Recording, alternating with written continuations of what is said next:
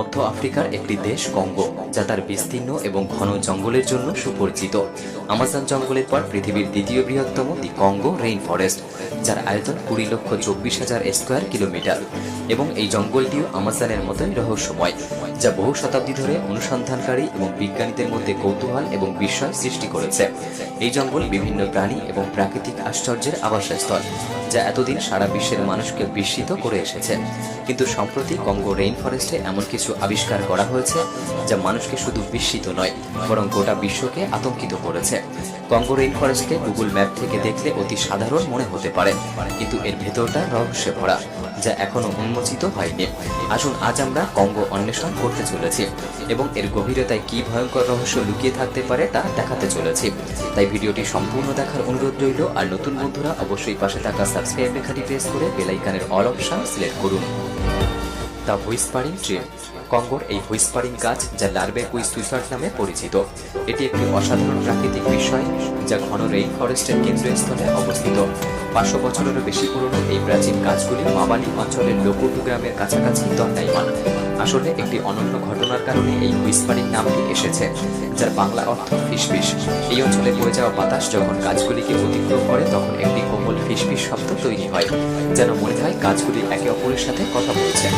স্থানীয় গ্রামবাসীরা বিশ্বাস করে যে হুইসপারিং ট্রি একটি আধ্যাত্মিক তাৎপর্য রাখে এবং এটি এমন একটি জায়গা হিসেবে সম্মানিত যেখানে তাদের পূর্বপুরুষদের কণ্ঠস্বর শোনা যায়, যা প্রাকৃতিক বিশ্বের সাথে জ্ঞান এবং সংযোগের প্রতীক।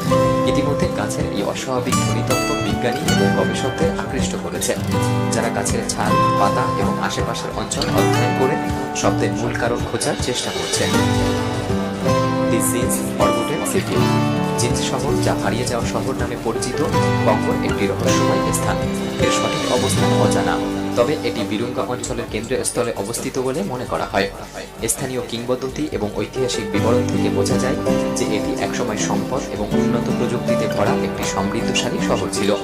জিঞ্জ নামটি প্রাচীন আরবি এবং সোয়াহিলি থেকে এসেছে বলে মনে করা হয়, যার অর্থ ব্ল্যাক বা কালো, যা সম্ভবত কালো চামড়ার মানুষদেরকে বোঝায়। 19 শতকের শেষ এবং 20 শতকের গোড়ার দিকে হেনরি মর্টন স্ট্যানলি এবং রিচার্ড ফ্রান্সিস বার্টনের মতো অভিযাত্রীরা এই শহরের ধন ও আধুনিক মানুষের গল্প দ্বারা অনুপ্রাণিত হয়ে অনুসন্ধান শুরু করেছিলেন।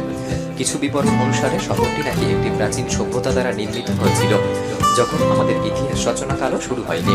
অনুমান অনুসারে রহস্যময় শহরটি ছিল আধুনিক বিশ্বের থেকেও অনেক এগিয়ে, যে শহরের প্রত্যেকটি ভবন একটি বিশেষ ধাতু দিয়ে তৈরি ছিল, যে ধাতুগুলি অবিনাশী। Electric stone. সাম্প্রতিক বছরগুলিতে কঙ্গোর একটি বিস্ময়কর আবিষ্কার, যা বিশ্বব্যাপী মনোযোগ আকর্ষণ করেছে। বৈদ্যুতিক চার্জযুক্ত এই পাথর ম্যাঙ্গানোতে খুঁজে পাওয়া গিয়েছে। চকচকে পৃষ্ঠের গাঢ় অবসিডিয়ানের মতো এই রহস্যময় পাথরগুলি একসাথে ঘষলে স্ফুলিঙ্গ তৈরি করে, যা অনেকটা ওয়েল্ডিং মেশিনের অনুরূপ। এই ঘটনাটি প্রথম একটি ভাইরাল ভিডিওর মাধ্যমে আলোড়ন তৈরি করেছিল, যা সোশ্যাল মিডিয়াতে খুঁজে পাওয়া যায়, যেখানে দেখা যায় স্থানীয় বাসিন্দারা পাথরের উল্লেখযোগ্য বৈশিষ্ট্যগুলি প্রদর্শন করছে এবং এটি দেখে অনুমান করা যায় যে এই পাথরগুলি বৈদ্যুতিক স্পার্ক তৈরি করার অস্বাভাবিক ক্ষমতা রাখে, যা মার্ভেল কমিক্সের কাল্পনিক ধাতু ভাইব্রেনিয়ামের সাথে তুলনা করা যায়। তাদের একটি উল্লেখযোগ্য প্রদর্শনীতে দেখা যায় একটি ছোট্ট পাথর তারের মাধ্যমে একটি আলোর বাল্বের সাথে সংযুক্ত, এবং তারা বলে এই একটি মাত্র 1 গ্রাম ওজনের পাথর প্রায় 72 ঘন্টা পর্যন্ত বাল্বটিকে জ্বালিয়ে রাখতে সক্ষম। তাহলে আশ্চর্যের বিষয়, বড় পাথরগুলি আরও কত কিছু করতে পারবে, যা বর্তমান শক্তি এবং প্রচলিত শক্তির উৎসকে মুছে দিতে পারে। মাহাম্বা। আফ্রিকা মহাদেশের নীল নদের পরবর্তী দ্বিতীয় বৃহত্তম নদী কঙ্গো বা জায়ার রিভার, যার মোট দৈর্ঘ্য 4700 কিলোমিটার এবং এই নদী দেখতে যেমন আকর্ষণীয়, এর ভেতরটা ততটাই ভয়ঙ্কর। মাহাম্বা অর্থাৎ জায়েন্ট ক্রোকোডাইল এই নদীর এক প্রাচীন কিংবদন্তি প্রাণী। দৈত্যাকার এই নদীর দানব বহু শতাব্দী ধরে স্থানীয় এবং অভিযাত্রীদের আগ্রহকে আরও বাড়িয়ে তুলেছে। বৈজ্ঞানিক গবেষণা অনুসারে মাহাম্বা 50 ফুট পর্যন্ত লম্বা হতে পারে, যা একটি কুমিরের চেয়েও অনেক বড়। এরা নদীতে লুকিয়ে থাকা প্রাণী এবং নদীর উপর থেকে অতিক্রম হওয়া নৌকা যাত্রীদের জন্য ঘাতক জানোয়ার। তবে মাহাম্বার অস্তিত্ব নিয়ে কয়েক দশক ধরে আলোচনা করা হয়েছে এবং কঙ্গো নদী ও উপনদীর তীরে বসবাসকারী মানুষদের কাছে জিজ্ঞাসাবাদ করা হয়েছে, যাদের থেকে জানা যায় মাহাম্বা শুধুমাত্র একটি পৌরাণিক প্রাণীর গল্প নয়। এই প্রাণী তাদের সাংস্কৃতিক ঐতিহ্যের একটি অংশ এবং তারা মনে করে প্রাকৃতিক পরিবেশে এখনও মাহাম্বার অস্তিত্ব একটি রহস্যময় অনুস্মারক। Deadly disease. গণপ্রজাতান্ত্রিক কঙ্গো কয়েক বছর ধরে বিশ্বের সবচেয়ে মারাত্মক রোগের আতুরঘর হিসাবে দেখা গিয়েছে, যার মধ্যে হাম, পোলিও, ম্যালেরিয়া, ইবোলা, কোভিড-19 মতো রোগ এখানকার জাতিকে প্রায় ধ্বংস করে দিয়েছে।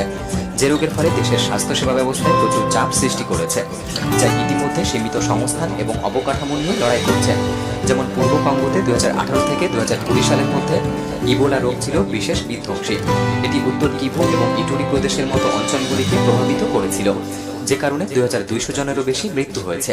একইভাবে কোভিড-19 মহামারী গুরুতর চ্যালেঞ্জ তৈরি করেছিল। তবে ইতিমধ্যে কঙ্গো সরকার চিকিৎসা ব্যবস্থা, সরঞ্জাম এবং তহবিলের ঘাটতি পূরণ করতে শুরু করেছে। ইউনিসেফ স্বাস্থ্যসেবা ব্যবস্থার উন্নতি সম্পর্কে অনিশ্চিত, তাই তাদেরকে সতর্ক করেছে, যে কারণে এই বিশেষ রোগগুলির প্রভাব শিশুদের উপর ঝুঁকিপূর্ণ না হয়ে দাঁড়ায়। পাকা পিগমি টেলিপ্যাথি। কঙ্গো বেসিনে বসবাসকারী একটি উপজাতি পাকা পিগমি। এই গোষ্ঠী দীর্ঘকাল ধরে গবেষকদের মুগ্ধ করেছে তাদের অনন্য দক্ষতার মাধ্যমে। তারা টেলিপ্যাথিক যোগাযোগ করতে পারে, যা বিজ্ঞানের চিন্তাভাবনায় একটি কল্পকাহিনী এবং অলৌকিক ঘটনা। তবে পাকা গোষ্ঠী অধ্যয়নরত কিছু নৃবিজ্ঞানী ঘটনাটি পর্যবেক্ষণ করেছে যে এরা সত্যি কথা না বলে বা অঙ্গভঙ্গির মতো প্রচলিত পদ্ধতি ব্যবহার না করে যথেষ্ট দূর থেকে নীরবে তাদের তথ্য বিনিময় করতে পারে। এই টেলিপ্যাথিক বিনিময় প্রধানত তারা শিকার বা জরুরি বৈঠক চলাকালীন সময় ব্যবহার করে থাকে, যখন নিস্তব্ধ থাকাটা বেশি গুরুত্বপূর্ণ।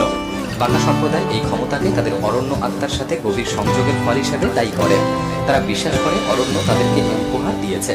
গবেষকরা এই অনন্য যোগাযোগ পদ্ধতির মূল কারণ বোঝার লক্ষ্যে বছরের পর বছর বিভিন্ন গবেষণা চালিয়ে গিয়েছে, কিন্তু এখনো এই গবেষণার কোনো ফল বের করতে পারেনি। কেউ কেউ মনে করে পাকা জনগোষ্ঠীর শারীরিক গঠন যদিও মানুষের মতো, তবে এরা মানুষ নয়। আবার কেউ বলে প্রকৃতির সাথে দীর্ঘদিন থাকার কারণে তাদের এই অভিব্যক্তি প্রকাশ পেয়েছে এবং তারা অনন্য ক্ষমতার অধিকারী হয়ে উঠেছে। দি মিস্টেরিয়াস ফুটপ্রিন্ট। 2003 সালে কঙ্গো জঙ্গলের গভীরে একটি চমকপ্রদ আবিষ্কার হয় সুম্বি গ্রামের কাছে পাওয়া রহস্যময় এই পায়ের ছাপ। এই পায়ের ছাপটির দৈর্ঘ্য 3 ফুটেরও বেশি পরিমাপ করা হয়েছিল এবং অস্বাভাবিকভাবে গভীর, যা দেখে মনে হয় বিশাল বড় এবং ভারী কোনো প্রাণীর। বিজ্ঞানী এবং ক্রিপ্টোজোলজিস্টরা দ্রুত তদন্তের জন্য ওই গ্রামে পৌঁছায় এবং তারা পায়ের ছাপের বৈশিষ্ট্যগুলি বিশ্লেষণ করে জানতে পারে ছাপটি 5টি আঙুল বিশিষ্ট কোনো প্রাণীর, যে প্রাণীটি কোনো প্রাইমেট বা পরিচিত স্তন্যপায়ী প্রাণীর হতে পারে না। পরিবর্তে একটি বড় ধরনের কোনো সরীসৃপ বা ডাইনোসরের পায়ের ছাপ বলে মনে করা হয়। 2003 সালে এই ঘটনাটি ব্যাপক সাড়া ফেলেছিল এবং প্রচুর বিশ্লেষণ ও বিতর্কের জন্ম দিয়েছিল। সুতরাং এই রহস্যময় ছাপটি আজও অমীমাংসিত রয়ে গিয়েছে। দি জায়েন্ট স্নেক। 1959 সালে বেলজিয়ান কঙ্গোতে এই দৈত্যাকার সাপের একটি অসাধারণ দৃশ্য মানুষকে অবাক করে দিয়েছিল। রেমি ভ্যান লিয়ার্ডে এবং একজন বেলজিয়ান পাইলট কাটাঙ্গা প্রদেশের উপর দিয়ে উড়ে যাওয়ার সময় তিনি এবং তার পাইলট নিচের জমিতে একটি অসাধারণ প্রাণী দেখতে পান, যা কোনো সাধারণ সাপ ছিল না। রিপোর্ট অনুসারে এটি প্রায় 50 ফুট লম্বা, যা যে কোনো পরিচিত প্রজাতির আকারকে ছাড়িয়ে যাবে। দ্বিতীয় বিশ্বযুদ্ধে অংশগ্রহণকারী ভ্যান লিয়ার্ডে ওই মুহূর্তটি ক্যামেরায় বন্দী করতে সক্ষম হয়েছিল। সাপটিকে একটি বিশালাকার অজগর বলে মনে করা হয়েছিল, যে 10 ফুট উঁচুতে তার মাথা তুলে মাটিতে শায়িত ছিল। সাপের এই আচরণটি আক্রমণের ঠিক আগের মুহূর্ত বলে বিশ্বাস করা হয়েছিল। সুতরাং সাপটি হয়তো তাদের হেলিকপ্টারকে শিকার ভেবেছিল, যে মুহূর্তটি তারা ক্যামেরায় বন্দী করে। কাওয়েনা কেভ অফ পেইনফুল ডেথ। কাওয়েনা নামের এই গুহাটি যন্ত্রণাদায়ক মৃত্যুর গুহা নামে পরিচিত। এটি একটি রহস্যময় স্থান, যা কঙ্গো দেশের অজানা এক অঞ্চলের গভীরে অবস্থিত। গুহাটি মানুষের কাছে পরিচিত হয়েছিল আত্তেলিও গাত্তি নামের একজন ইতালীয় অভিযাত্রীর কারণে, যিনি 1928 সালে এর গভীরতায় প্রবেশ করেছিলেন। আত্তেলিও গাত্তি, যিনি প্রথম বিশ্বযুদ্ধের সময় প্রবীণ সৈনিকদের যক্ষ্মা নিরাময়ের জন্য মিশরে এসেছিলেন, পরবর্তীতে আফ্রিকার প্রতি মুগ্ধ হয়ে অন্বেষণ শুরু করে এবং এই গুহা অন্বেষণে তার জীবন হানি ঘটে। তার লেখা বই থেকে জানা যায় তিনি কাওয়েনা গুহার ভিতরে ভয়ঙ্কর কিছু দৃশ্য আবিষ্কার করেছিলেন, যেমন মানুষের মাথার খুলি, সাপের কঙ্কাল এবং মাকড়সা ছড়িয়ে ছিটিয়েছিল। যে ভয়ঙ্কর নাট্যরূপটি একটি রহস্যে আবৃত স্থানের চিত্র তৈরি করছিল। তবে বিস্তীর্ণ এই কঙ্গো বিস্তীর্ণের মধ্যে গুহাটির সঠিক অবস্থান কোথায় তা এখনো পর্যন্ত কেউ জানে না, যা রহস্যকে আরো বাড়িয়ে তোলে। কারণ কঙ্গো জঙ্গলের ঘন গভীরতা পুনরায় গুহাটিকে খুঁজে পেতে বাধা সৃষ্টি করে। যে জঙ্গলের গভীরের দিক নির্ণয় তো দূরের কথা, বারবার আপনি একই জায়গা দিয়ে ঘুরলেও পুনরায় পূর্ববর্তী জায়গায় ফিরে আসতে পারবেন না, যদি কিনা কোনো চিহ্ন না দিয়ে রাখেন। এমনই ভয়ঙ্কর এই কঙ্গো রেইন ফরেস্ট। ভিডিওটি কেমন লাগলো কমেন্টে জানাতে পারেন। ভালো লাগলে একটি লাইক করতে পারেন। তাহলে দেখা হচ্ছে পরবর্তী নতুন এপিসোডে।